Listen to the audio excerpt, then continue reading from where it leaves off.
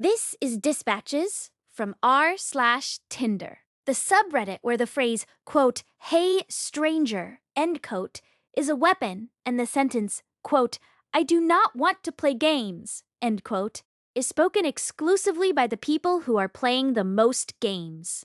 I read 100 posts so you do not have to.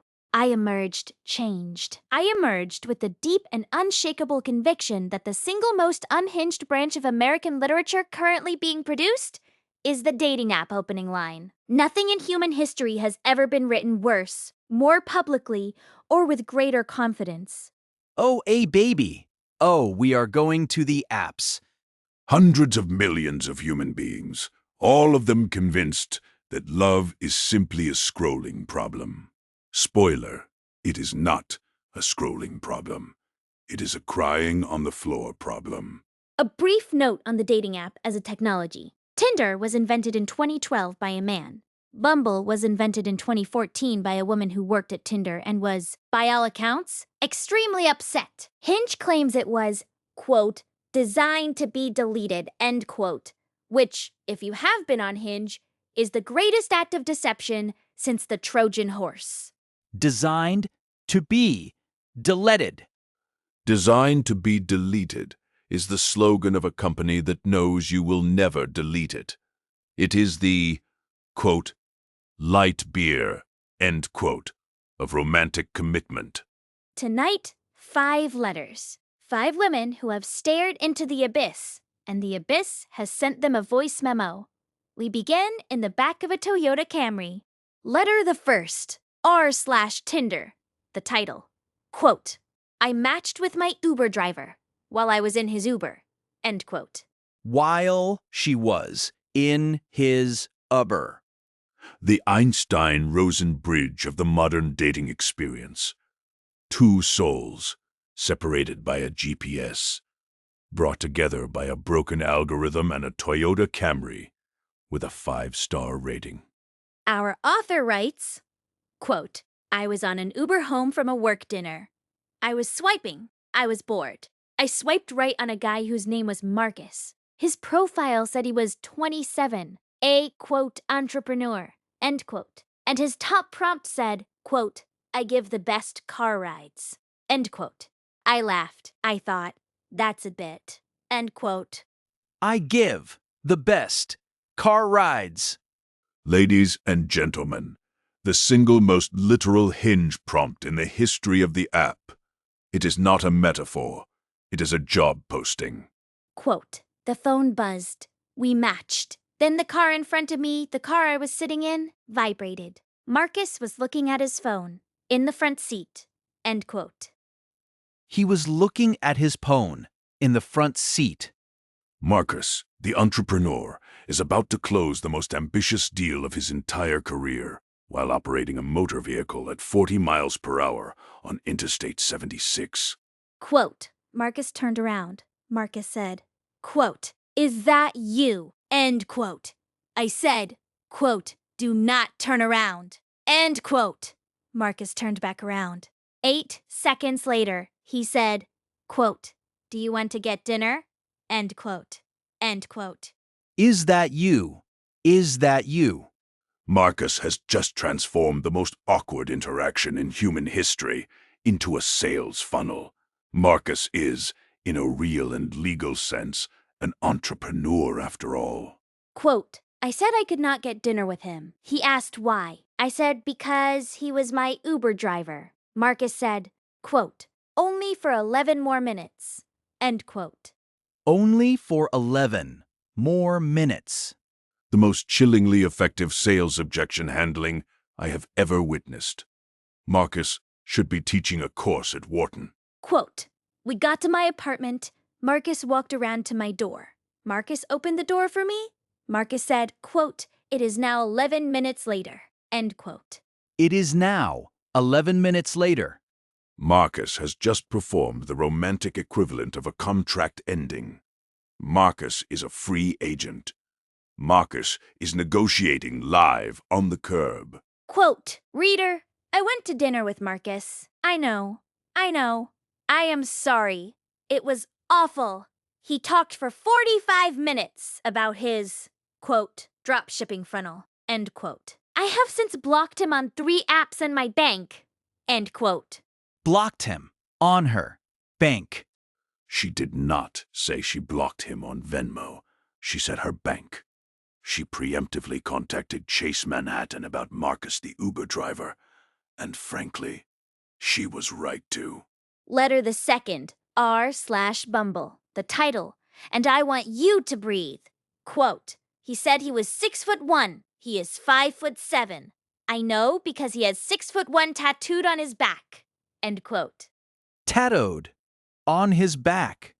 A man who is so committed to a lie that he has branded the lie onto his own flesh.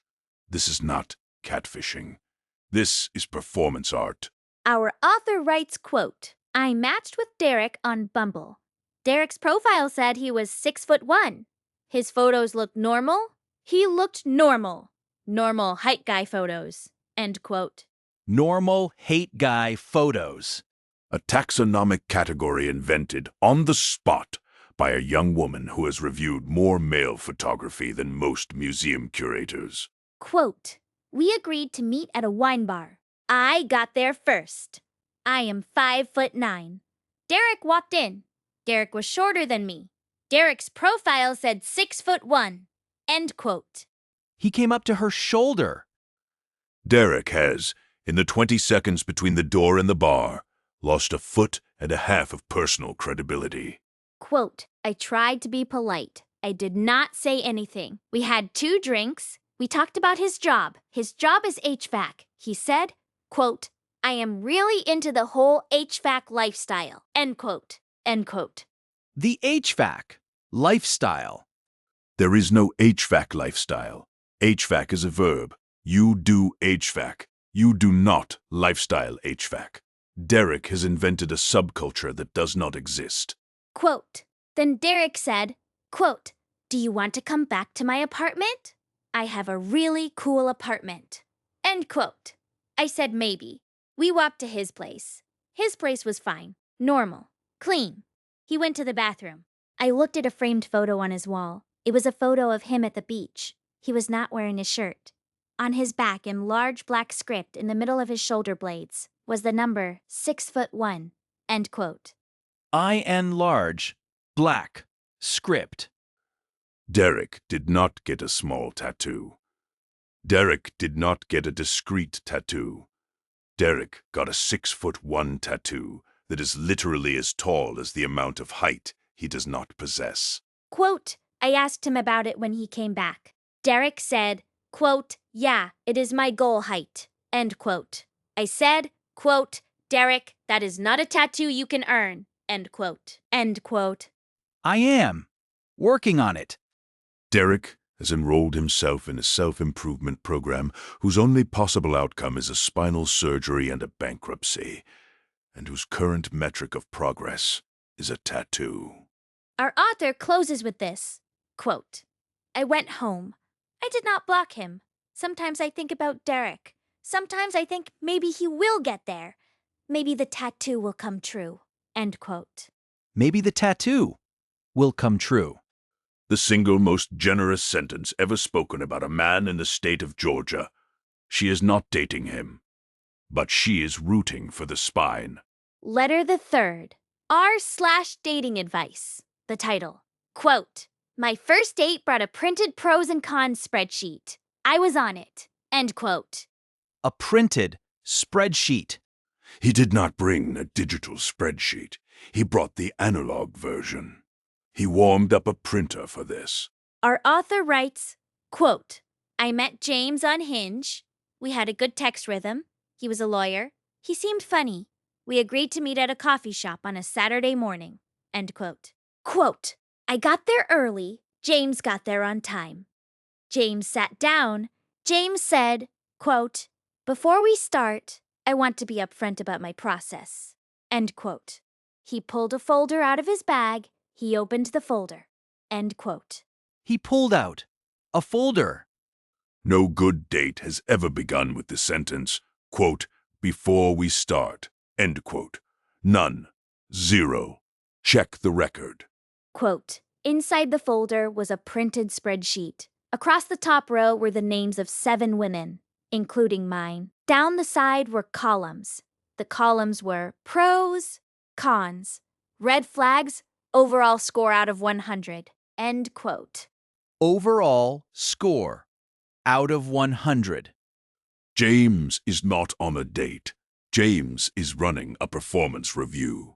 Quote, I looked at my row. Under pros, he had written, quote, communicates well, decent photos, sense of humor, end quote. Under cons, he had written, quote, works in PR, lives in the valley, end quote. Under red flags, he had written, quote, mentioned yoga, end quote.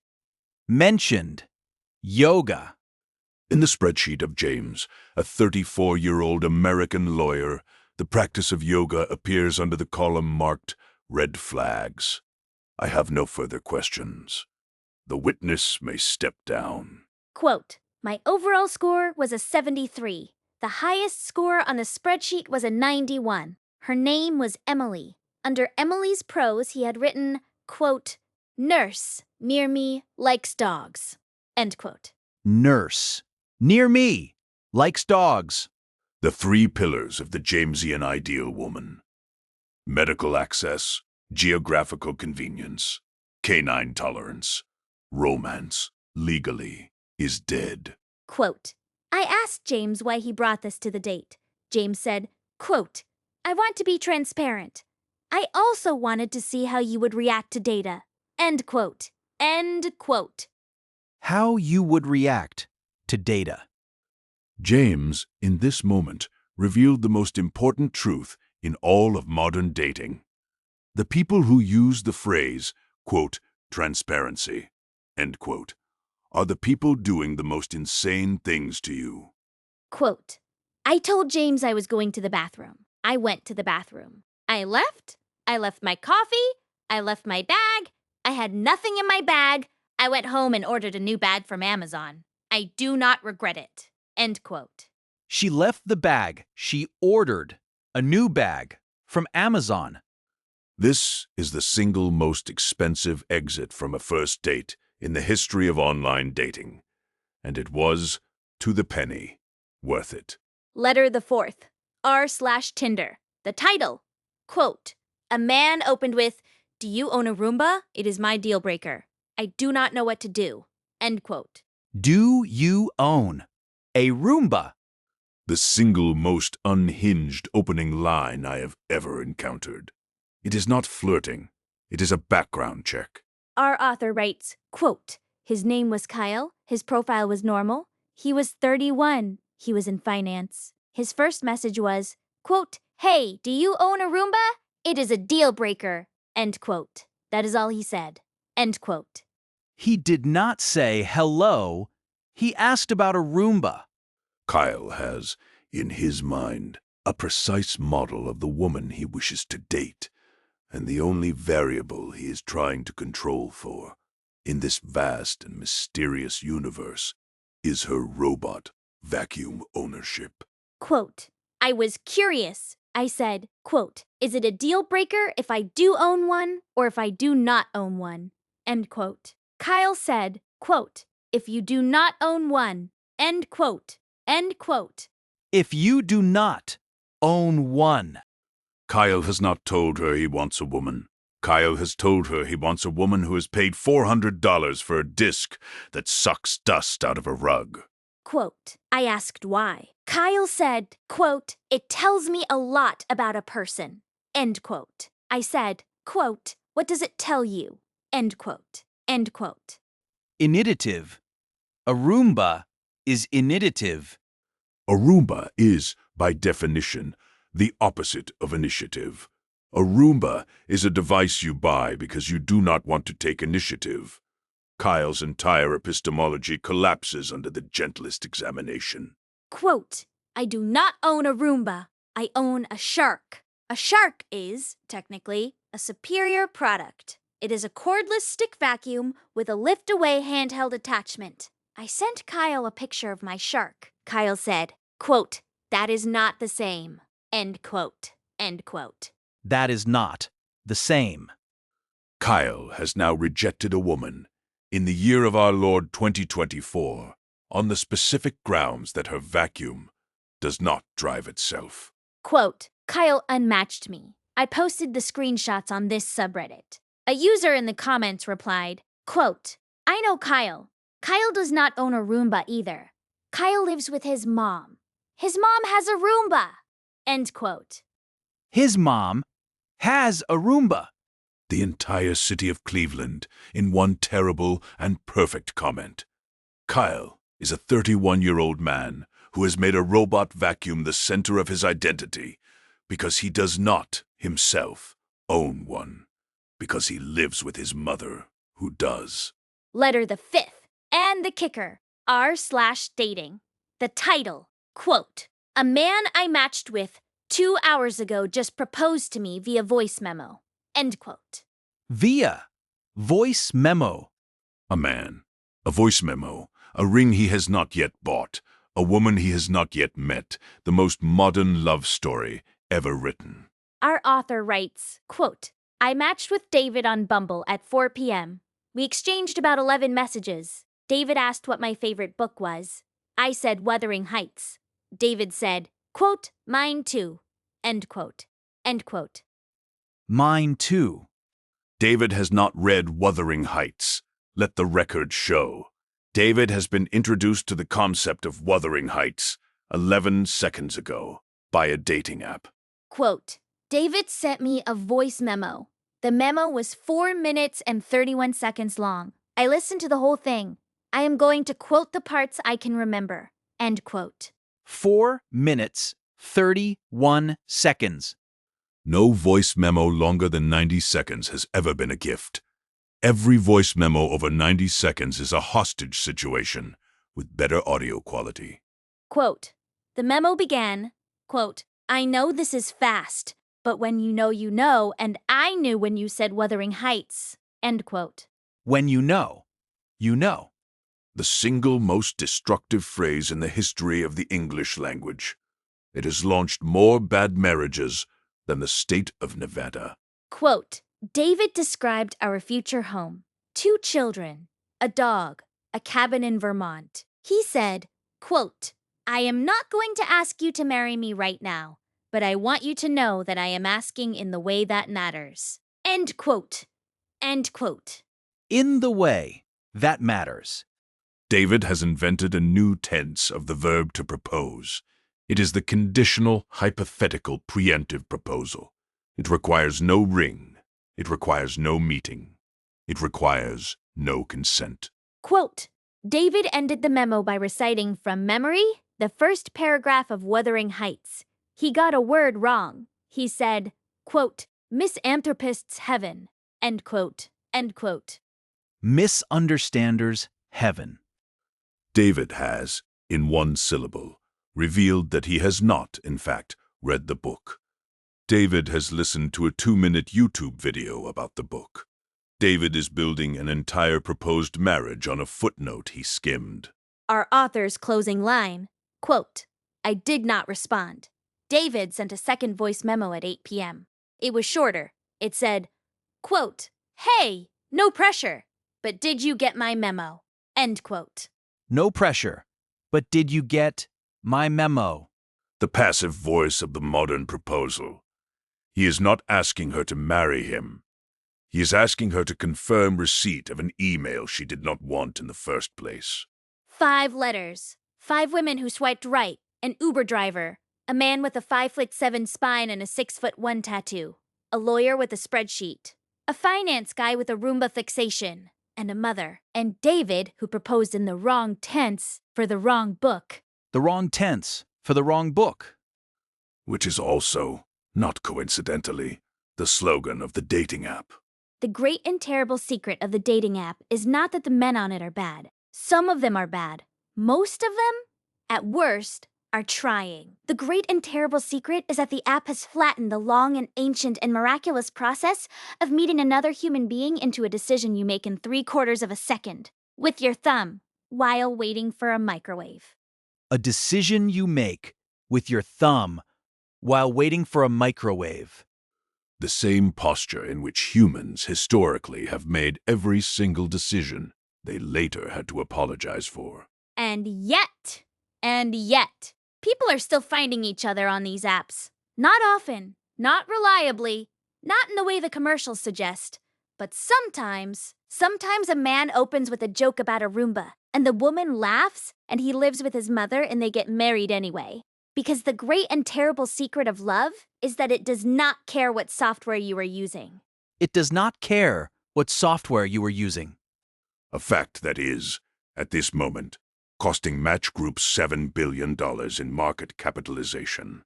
This has been Dispatches from r/Tinder.